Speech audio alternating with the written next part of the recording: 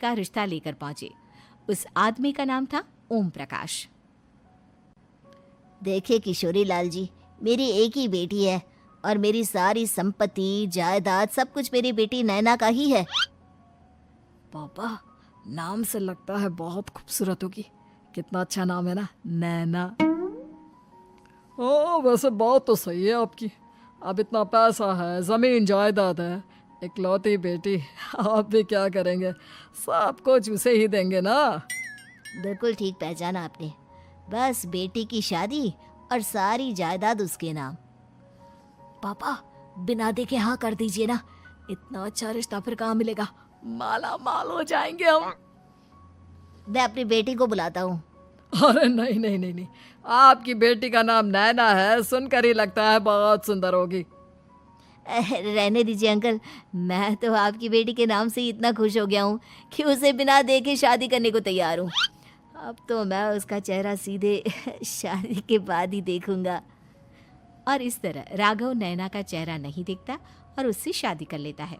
शादी के बाद अपनी सुहाग रात पर जब राघव नैना का घूंघट उठाकर देखता है तो नैना की आंखें बंद थी।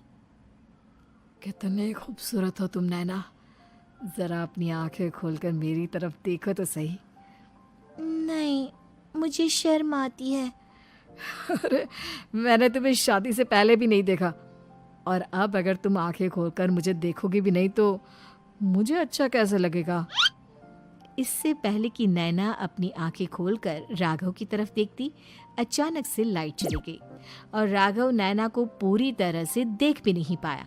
अगली सुबह नैना राघव के लिए नाश्ता बनाकर लेकर आई। अरे ये क्या, आधा पराठा सेका हुआ है और आधा बिल्कुल कच्चा। ये तुमने क्या किया नैना?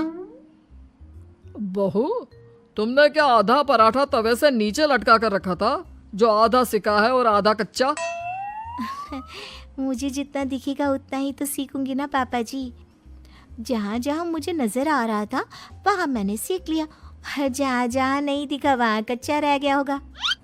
इसका क्या मतलब है? ये कैसा मजाक कर रही है तुम? अरे बहू, तुमने इतना लंबा घूंघट क्यों लगाया हुआ है? देखो, हमारे घर में बहुओं को बेटी की तरह रखा जाता है, और फिर तुम तो इतना सारा माल लेकर आई हो। देखो, ये घूंघट डालकर रखने की कोई ज़रूरत नहीं है। हाँ नैना, पापा जी ठीक कह रहे हैं, तुम तो आराम से रहो, अपना ही घर समझो। नैना अचानक से अपना घूंघट उठा लेती है। अरे ये क्या पापा, नैना की तो एक आंख फूटी हुई है। नाम से नैना, लेकिन ये तो कानी बहू निकली। मेरे साथ धोखा हुआ है, धोखा। बिना दिखाए अपनी कानी लड़की मेरे संग ब्याह दी। मुझे कानी बीवी नहीं चाहिए। मुझे अभी ओम प्रकाश जी से बात करनी पड़ेगी। आखिर उन्होंने मेरे साथ ऐसा किया क्यों? अरे, आप लोगों ने ही तो पापा से कहा था कि आप लोग शादी से पहले मुझे देखना नहीं चाहते। अब मेरे पापा पर क्यों इल्जाम लगा रहे हैं? अरे लेकिन उन्हें बताना तो चाहिए था ना कि तुम कानी हो, एक आंख से तुम्हें दिखाई नहीं देता। किशोरी लाल और राघव नाराज होकर ओम प्रकाश को अपने घर बुलाते हैं। पापा जी, ये आपने क्या किया? शादी से पहले बताया क्यों नहीं कि नैना की आंखों में परेशानी है? अरे, आप ही ने तो लड़की देखने से मना कर दिया था। और लेकिन आप बता तो सकते थे। आपको तो हमारी बेटी की प्रॉपर्टी चाहिए थी, वो भी पूरी की पूरी। अब क्या हुआ अगर उसे आधा दिखाई देता है? प्रॉपर्टी तो आपको पूरी मिल गई ना। और ये क्या बात हुई? मेरी शादी प्रॉपर्टी से नहीं, आपकी बेटी से हुई है। अब ये तो पहले सोचना चाहिए था, तब तो मेरी प्रॉपर्टी देखकर तुम्हारी जुबान लप लपा रही थी। लेकिन मैं कानी लड़की को अपनी बीवी बनाकर नहीं रख सकता।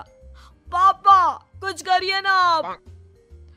हाँ, करता हूँ। देखिए ओम प्रकाश जी, आप हमारे साथ ऐसा नहीं कर सकते। और तुम देखो, अगर तुमने मेरी बेटी से शादी तोड़ी ना, तो जो भी प्रॉपर्टी मैंने तुम्हें दी है वो तो पूरी की पूरी वापस ले ही लूंगा, और आधी प्रॉपर्टी तुम्हारी भी लूंगा। अरे, मेरी आधी प्रॉपर्टी भला क्यों लेंगे आप? इसलिए क्योंकि मेरी बेटी को आधा नजर आता है और उसकी नजर अभी तक तुम्हारी आधी जायदाद पर ही पड़ी है। अब तुम उसे घर से निकालोगे तो कुछ तो लेकर जाएगी ना। और अगर हम आपकी बेटी को अपने घर की बहू बनाकर रखे तो? तो तुम्हारी पूरी प्रॉपर्टी तुम्हारी ही रहेगी, और जो मैंने तुम्हें दिया है ना उसमें से बस मैं आधा लेकर जाऊंगा। अरे लेकिन अब आप अपनी दी हुई प्रॉपर्टी में से आधी वापस क्यों लेकर जाएंगे? अगर मैं आपकी बेटी को अपनी पत्नी बनाकर रखने को तैयार हूं तो? इसलिए ताकि भविष्य में अगर तुम मेरी बेटी को धोखा दो तो उसके पास कुछ तो रहे जो पति का हो। वैसे मेरे पास तो बहुत कुछ है, लेकिन अपने पति की कोई निशानी तो उसके पास होनी चाहिए ना। अब अगर तुमने मेरी बेटी को कहानी कहा तो तुम्हें प्रॉपर्टी भी कहानी ही मिलेगी, पूरी नहीं। जमाए राजा। किशोरी लाल और राघव समझ चुके थे कि वो बुरी तरह फंस चुके हैं और अब उनके पास वहां से निकलने का कोई चारा नहीं है। अब समझ में आया ना, लालच बुरी बला होती है। एक तो तुम्हें प्रॉपर्टी मिली, ऊपर से बीवी मिली, उसमें तुम्हें नखरे भी दिखाने हैं। आए बड़े, चुपचाप बैठो दोनों। कुछ दिनों के बाद नैना राघव की कार लेकर बाजार घूमने निकलती है और जब कार लेकर वापस आती है, ये क्या? एक तरफ से मेरी गाड़ी पूरी खराब हो चुकी है।